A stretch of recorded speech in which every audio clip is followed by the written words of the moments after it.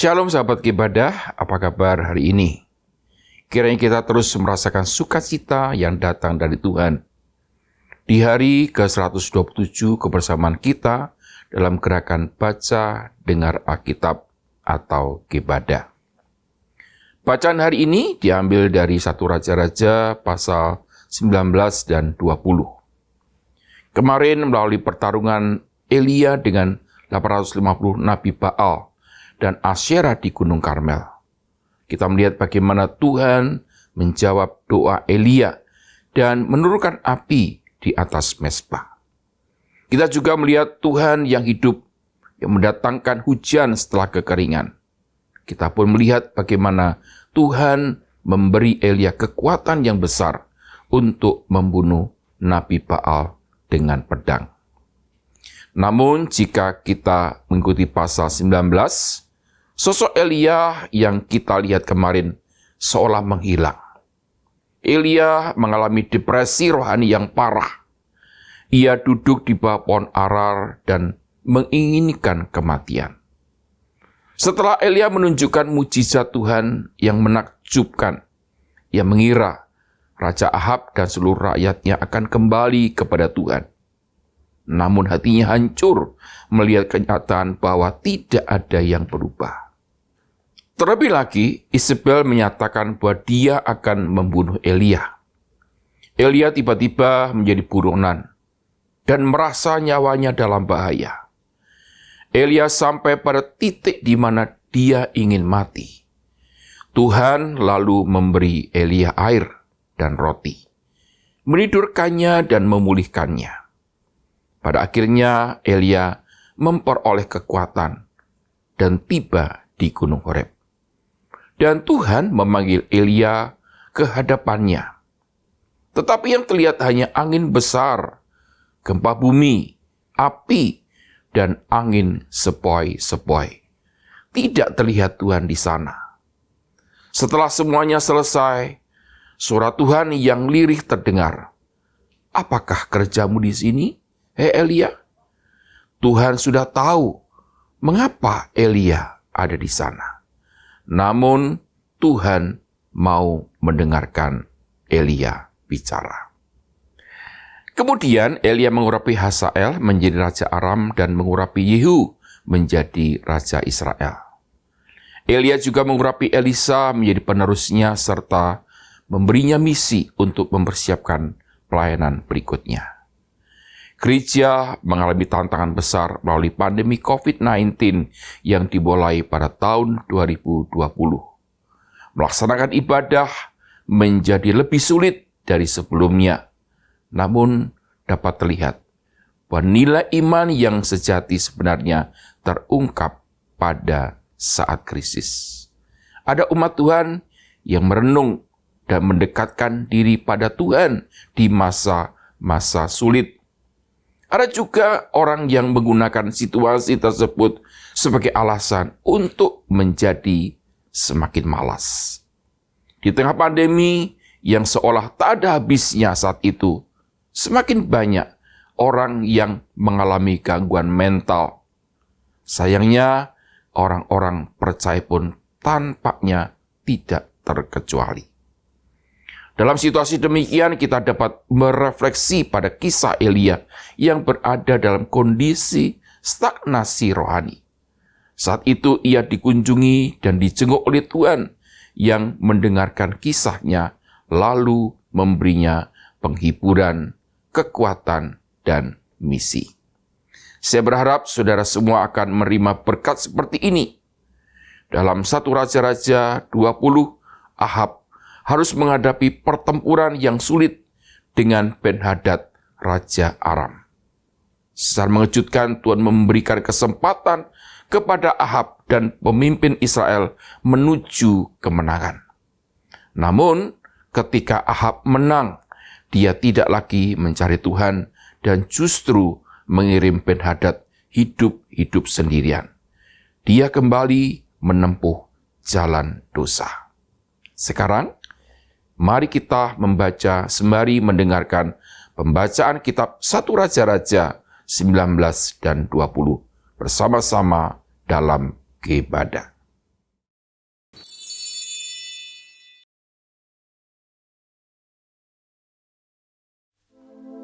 Ketika Ahab memberitahukan kepada Isabel segala yang dilakukan Elia dan perihal Elia membunuh semua nabi itu dengan pedang, maka Isabel menyuruh seorang suruhan mengatakan kepada Elia, "Beginilah kiranya para Allah menghukum aku. Bahkan lebih lagi daripada itu, jika besok kira-kira pada waktu ini aku tidak membuat nyawamu sama seperti nyawa salah seorang dari mereka itu." Maka takutlah ia, lalu bangkit dan pergi menyelamatkan nyawanya. Dan setelah sampai ke Beersheba, yang termasuk wilayah Yehuda, ia meninggalkan bujangnya di sana. Tetapi ia sendiri masuk ke padang gurun sehari perjalanan jauhnya, lalu duduk di bawah sebuah pohon arar. Kemudian ia ingin mati. Katanya, "Cukuplah itu. Sekarang, ya Tuhan, ambillah nyawaku. Sebab aku ini tidak lebih baik daripada nenek moyangku." Sesudah itu, ia berbaring dan tidur di bawah pohon arar itu. Tetapi tiba-tiba, seorang malaikat menyentuh dia serta berkata kepadanya, "Bangunlah, makanlah." Ketika ia melihat sekitarnya, maka pada sebelah kepalanya ada roti bakar dan sebuah kendi berisi air. Lalu ia makan dan minum, kemudian berbaring pula. Tetapi malaikat Tuhan datang untuk kedua kalinya dan menyentuh dia serta berkata, "Bangunlah, makanlah. Sebab kalau tidak, perjalananmu nanti terlalu jauh bagimu." Maka bangunlah ia, lalu makan dan minum. Dan oleh kekuatan makanan itu, ia berjalan 40 hari 40 malam lamanya sampai ke gunung Allah, yakni Gunung Horeb. Di sana masuklah ia ke dalam sebuah gua dan bermalam di situ. Maka firman Tuhan datang kepadanya, demikian. "Apakah kerjamu di sini, hai Elia?" Jawabnya, Aku bekerja segiat-giatnya bagi Tuhan, Allah semesta alam. Karena orang Israel meninggalkan perjanjian-Mu, meruntuhkan mezbah-mezbah-Mu, dan membunuh nabi-nabi-Mu dengan pedang. Hanya aku seorang dirilah yang masih hidup, dan mereka ingin mencabut nyawaku. lalu firman-Nya, "Keluarlah dan berdiri di atas gunung itu di hadapan Tuhan." Maka Tuhan lalu, angin besar dan kuat yang membelah gunung-gunung dan memecahkan bukit-bukit batu, mendahului Tuhan. Tetapi tidak ada Tuhan dalam angin itu. Dan sesudah angin itu, datanglah gempa. Tetapi tidak ada Tuhan dalam gempa itu. Dan sesudah gempa itu, datanglah api. Tetapi tidak ada Tuhan dalam api itu. Dan sesudah api itu, datanglah bunyi angin sepoi-sepoi basah. Segera sesudah Elia mendengarnya, ia menyelubungi mukanya dengan jubahnya, lalu pergi keluar dan berdiri di pintu gua itu. Maka datanglah suara kepadanya yang berbunyi, "Apakah kerjamu di sini, hai Elia?" Jawabnya, Aku bekerja segiat-giatnya bagi Tuhan, Allah semesta alam. Karena orang Israel meninggalkan perjanjian-Mu, meruntuhkan mezbah-mezbah-Mu, dan membunuh nabi-nabi-Mu dengan pedang. Hanya aku seorang dirilah yang masih hidup, dan mereka ingin mencabut nyawaku. firman Tuhan kepadanya, "Pergilah, kembalilah ke jalanmu, melalui padang gurun ke Damsyik. Dan setelah engkau sampai, engkau harus mengurapi Hazael menjadi raja atas Aram.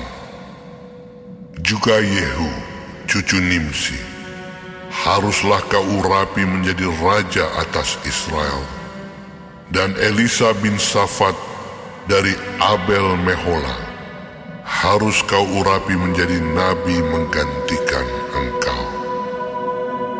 Maka siapa yang terluput dari pedang Hazael akan dibunuh oleh Yehu, dan siapa yang terluput dari pedang Yehu akan dibunuh oleh Elisa. Tetapi aku akan meninggalkan 7.000 orang di Israel, yakni semua orang yang tidak sujud menyembah Baal, dan yang mulutnya tidak mencium dia. Setelah Elia pergi dari sana, ia bertemu dengan Elisa bin Safat yang sedang membajak dengan 12 pasang lembu, sedang ia sendiri mengemudikan yang ke-12. Ketika Elia lalu dari dekatnya, ia melemparkan jubahnya kepadanya. Lalu Elisa meninggalkan lembu itu dan berlari mengikuti Elia. Katanya, "Biarkanlah aku mencium ayahku dan ibuku dahulu, lalu aku akan mengikuti engkau." Jawabnya kepadanya, Baiklah, pulang dahulu, dan ingatlah apa yang telah kuperbuat kepadamu. Lalu berbaliklah ia daripada Elia. Ia mengambil pasangan lembu itu, menyembelihnya, dan memasak dagingnya dengan bajak lembu itu sebagai kayu api. Ia memberikan daging itu kepada orang-orangnya, kemudian makanlah mereka. Sesudah itu, bersiaplah ia, lalu mengikuti Elia dan menjadi pelayannya.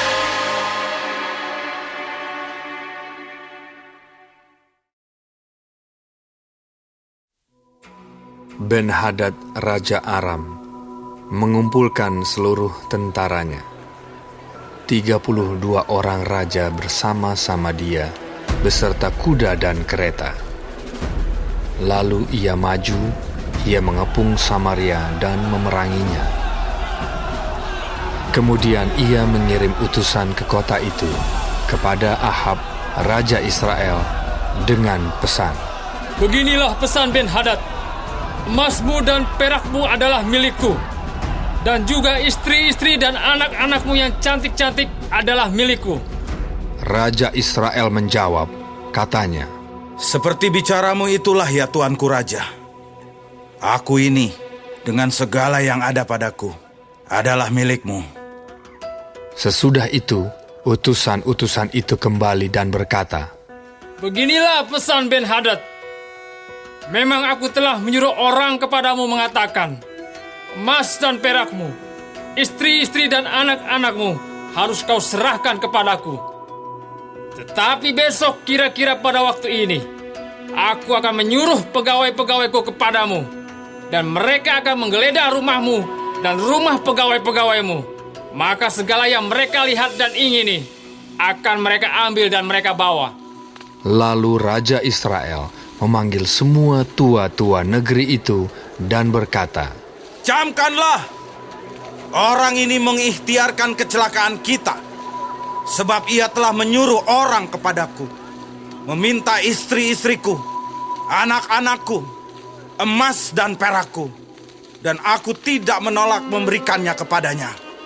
Lalu kata semua tua-tua dan segenap rakyat itu kepadanya, "Jangan dengarkan! Jangan luluskan!" Sebab itu, ia berkata kepada utusan-utusan Ben-Hadad, "Katakanlah kepada tuanku raja, segala yang pertama kali kau suruhkan kepada hambamu ini, aku akan melakukannya. Tetapi tuntutan yang kemudian ini tidak dapat kupenuhi." Lalu pergilah utusan-utusan itu dan menyampaikan jawab itu kepada Ben-Hadad. Ben-Hadad menyuruh orang kepada Ahab dengan pesan, "Beginilah kiranya para Allah menghukum aku. Bahkan lebih lagi daripada itu, jika rakyat mengikut aku masih dapat menjemput segenggam penuh debu puing Samaria. Tetapi Raja Israel menjawab, katanya, Katakanlah, orang yang baru menyandangkan pedang, janganlah memegahkan diri seperti orang yang sudah menanggalkannya. Segera sesudah Ben-Hadad mendengar perkataan itu, pada waktu ia sedang minum-minum dengan raja-raja di pondok, berkatalah ia kepada pegawai-pegawainya, Aturlah barisanmu. Lalu mereka mengatur barisannya melawan kota itu. Tetapi tiba-tiba tampillah seorang nabi kepada Ahab, Raja Israel, serta berkata, Beginilah firman Tuhan. Sudahkah kau lihat semua orang yang sangat ramai itu? Bahwasanya pada hari ini, aku akan menyerahkan mereka ke dalam tanganmu, supaya engkau tahu bahwa akulah Tuhan. Lalu bertanyalah Ahab, Dengan bantuan siapa? jawabnya, Beginilah firman Tuhan. Dengan bantuan orang-orang muda pengiring kepala-kepala daerah. tanyanya pula, Siapakah yang akan memulai perang? jawabnya. Engkau. Kemudian ia menghitung jumlah orang-orang muda pengiring kepala-kepala daerah itu. Ada 232 orang banyaknya, dan sesudah mereka itu, ia menghitung jumlah seluruh rakyat, yakni segenap orang Israel. Ada 7.000 orang banyaknya.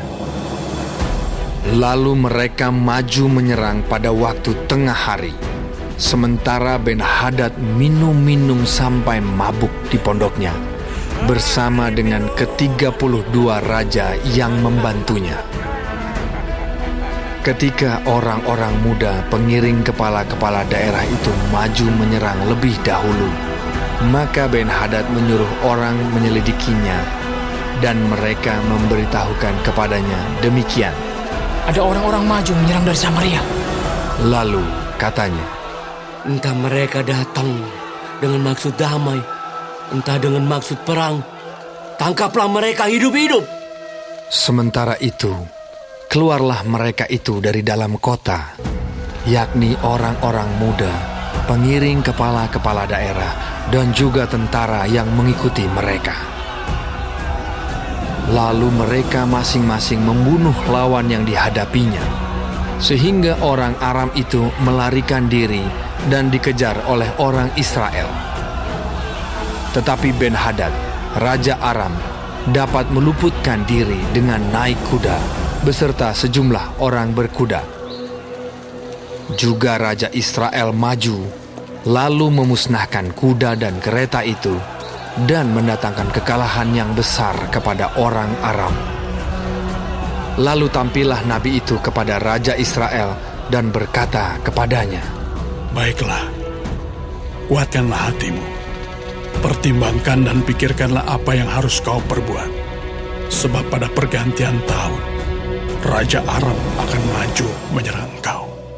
Pegawai-pegawai Raja Aram berkata kepadanya, Allah mereka ialah Allah gunung. Itulah sebabnya mereka lebih kuat daripada kita. Tetapi apabila kita berperang melawan mereka di tanah rata, pastilah kita lebih kuat daripada mereka. Bertindaklah begini. Pecatlah raja-raja itu masing-masing dari kedudukannya, dan angkatlah bupati-bupati menggantikan mereka. Lalu kerahkanlah tentara sebanyak tentara yang telah gugur dari pihakmu itu. Demikian pula kuda dan kereta sebanyak yang dahulu. Marilah kita berperang melawan mereka di tanah rata. Pastilah kita lebih kuat daripada mereka. Raja mendengarkan usul mereka dan bertindak demikian. Dalam tahun yang berikutnya, Ben-Hadad memeriksa barisan orang Aram. Lalu ia maju ke Afek untuk berperang melawan orang Israel. Orang Israel pun memeriksa barisannya, dan setelah dibekali, mereka berangkat menghadapi orang Aram. Orang Israel berkemah di hadapan mereka seperti dua kawanan kambing, sedang orang Aram telah datang membanjiri negeri itu. Maka tampillah abdi Allah dan berkata kepada Raja Israel, "Beginilah firman Tuhan. Oleh karena orang Aram itu telah berkata, Tuhan ialah Allah gunung dan bukan Allah dataran, maka aku akan menyerahkan seluruh tentara yang besar itu ke dalam tanganmu, supaya kamu tahu bahwa akulah Tuhan." 7 hari lamanya mereka berkemah berhadap-hadapan. Tetapi pada hari yang ke-7, mulailah pertempuran. Dan pada suatu hari, orang Israel menewaskan 100.000 orang berjalan kaki dari orang Aram itu. Orang-orang yang masih tinggal melarikan diri ke Afek, ke dalam kota. Tetapi temboknya roboh menimpa ke-27.000 orang yang masih tinggal itu. Sementara itu, Ben-Hadad melarikan diri dan masuk ke kota dan bersembunyi dari satu kamar ke kamar yang lain.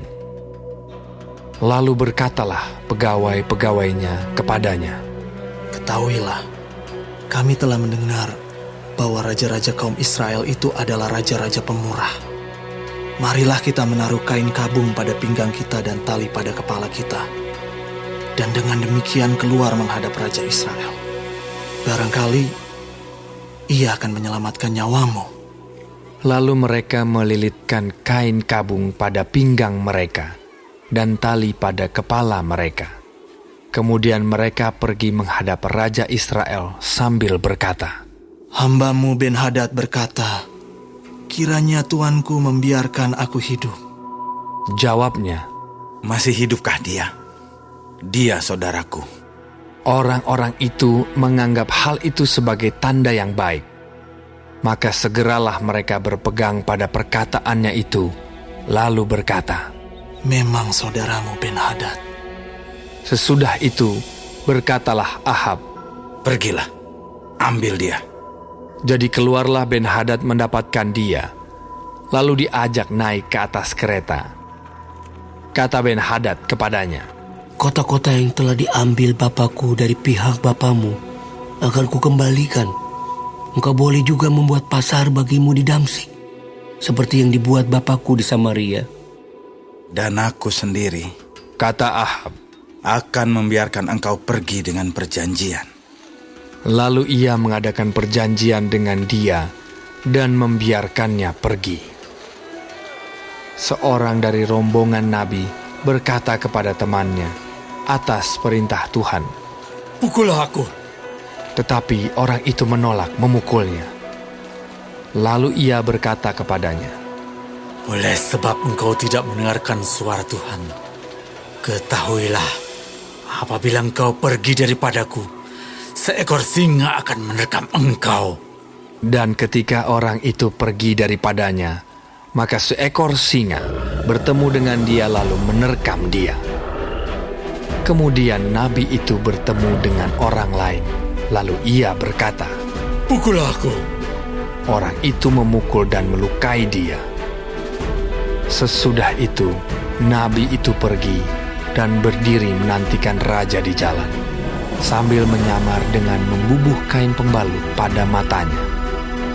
Pada waktu raja lewat, ia mengadukan halnya kepada raja, katanya, "Ketika hambamu ini maju ke tengah pertempuran, tiba-tiba ada seorang meninggalkan barisan dan membawa seorang kepadaku sambil berkata, 'Jagalah orang ini. Jika ia hilang dengan cara bagaimanapun juga, maka nyawamu adalah ganti nyawanya, atau engkau harus membayar setalenta perak.' Ketika hambamu ini repot sana-sini, orang itu menghilang." Kemudian Raja Israel itu berkata kepadanya, "Begitu jugalah hukumanmu. Engkau sendiri telah menetapkannya." Lalu segeralah ia membuka kain pembalut itu dari matanya, sehingga Raja Israel mengenali dia sebagai seorang dari rombongan nabi. Kata nabi itu kepadanya, "Beginilah firman Tuhan. Oleh karena engkau telah membiarkan lolos orang yang dikhususkan bagiku untuk ditumpas, maka nyawamu adalah ganti nyawanya, dan rakyatmu ganti rakyatnya." Lalu Raja Israel pergi ke istananya dengan kesal hati dan gusar. Maka sampailah ia di Samaria.